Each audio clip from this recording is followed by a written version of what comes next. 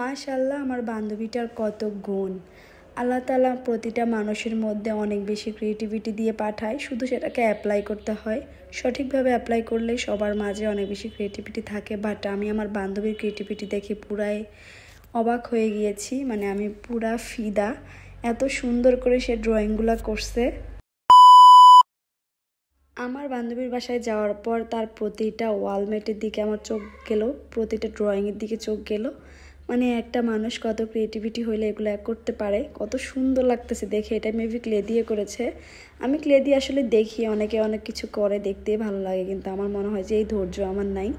এরপর এখানে সুইচের মধ্যে সে প্রতিটা সুইচের মধ্যে হচ্ছে ড্রয়িং করে রেখেছে, ওয়ালে করে রেখেছে। আর এই যে আমি একটু জানলা দিয়ে ভিউটা নিয়ে নিচ্ছি, ভালোই লাগে গ্রামের ভিউগুলো, তাই না?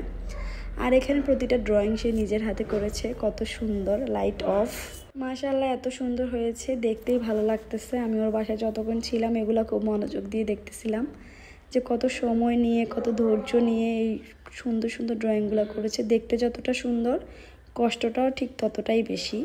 তারপর আমার বান্ধবী এখানে বাচ্চাদেরকে একটু পড়াশোনা করাচ্ছে, আর ওর মাশাআল্লাহ করে কিছু স্টুডেন্ট ছিল, ওদের সাথে একটু মজা করলাম। ওরাও অনেক ফ্রেন্ডলি, দুষ্ট বাচ্চারা সব। তারপর এখানে আমাকে মেহেদিও লাগিয়ে দিয়েছে, দেখছেন কত গুণ, মাশাআল্লাহ। আর আমি তার বান্ধবী হয়ে কোনো গুণই নাই।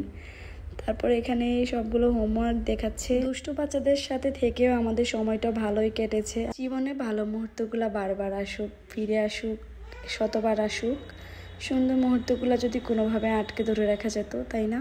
আর আমি আমার মেহেদিটা দেখতেছিলাম, একটু পরে পুরো হাতে মেহেদি দিব। এটাই ছিল আমার ঈদ মেহেদি। ওই একটা মেহেদি দিয়ে ঈদ কমপ্লিট করে ফেলছি, কারণ আর সময়ই পাই নাই অন্য হাতে মেহেদি লাগানোর। আল্লাহ তাআলা কিন্তু প্রতিটা মানুষের মধ্যে অনেক বেশি ক্রিয়েটিভিটি দিয়ে দেয়, গুণ দিয়ে দেয়। হয়তো আমরা জানি না বা বুঝতে পারি না, আমরা ভাবি যে মানুষটা হয়তো কোনো কিছু পারে না বা সে অকাজ, কিন্তু আসলে না। হয়তো বা সে কাজটা বুঝতেছে না যে কোন কাজে সে দক্ষটা খুঁজে বের করলে কিন্তু সব গুণই থাকে। তারপরে এখানে কিছু ওয়ালমেটও দেখেছি সুন্দর সুন্দর, মানে ও বাসাটাকে পুরা ডেকোরেশন করে রেখেছে যতটুকু সম্ভব, মানে 100% ট্রাই করেছে। আর এখানে প্রতিটা ওয়ালে হচ্ছে ড্রয়িং করা ছিল। এখানে একটা সুন্দর ময়ূর ছিল, ময়ূরটা একদম গাছের মধ্যে, আর একটা সুন্দর পরী ছিল, দেখছেন কত সুন্দর হয়েছে না? আর এখানে এই ঘরটা ছিল ঝুলন্ত একটা ঘর, এটা দেখলেই ভালো লাগতেছে। আমি শুধু ঘুরাচ্ছিলাম এই ঘরটা। আর এখানে তো অনেকগুলো ফুলের টব ছিল, এখানে একটা সূর্যমুখী ফুল ছিল, মানে চারদিকে শুধু ড্রয়িং আর ড্রয়িং।